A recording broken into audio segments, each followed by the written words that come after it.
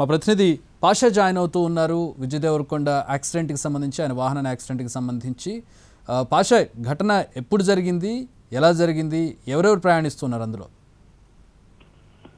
Chakri cine hero Vijay Devarakonda Anantapuram పుట్టపర్తిలో ఉన్నటువంటి సత్యసాయి సమాధిని దర్శించుకొని తిరుగు ప్రయాణం హైదరాబాద్ పోతున్నటువంటి క్రమంలో ఆయన వాహనానికి వేగంగా వస్తున్నటువంటి బొలెరో వాహనం ఢీకొట్టింది.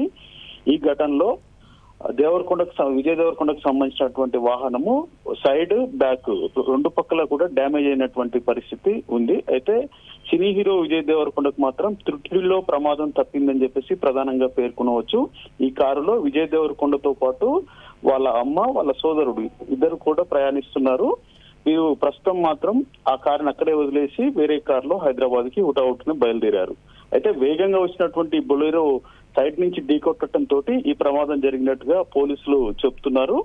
అయితే ఆ లోపల ఒకేసారి యాక్సిడెంట్ కి గురవడం తోటి సీట్ లో కూర్చున్న వాళ్ళు ఎదురుగా ఉన్నటువంటి సీట్ కి గుద్దుకున్నట్టుగా పోలీసులు ప్రాథమికంగా చెప్తున్నారు. సో వాళ్ళు హైదరాబాద్ కు వెళ్ళిన తర్వాత ఏమన్నా చికిత్స అవసరమా అని డాక్టర్ ని కన్సల్ట్ అయ్యి ఆసుపత్రులు చేరే అవకాశం ఉందని చెప్పేసి కూడా పోలీసులు చెప్తున్నటువంటి పరిస్థితి.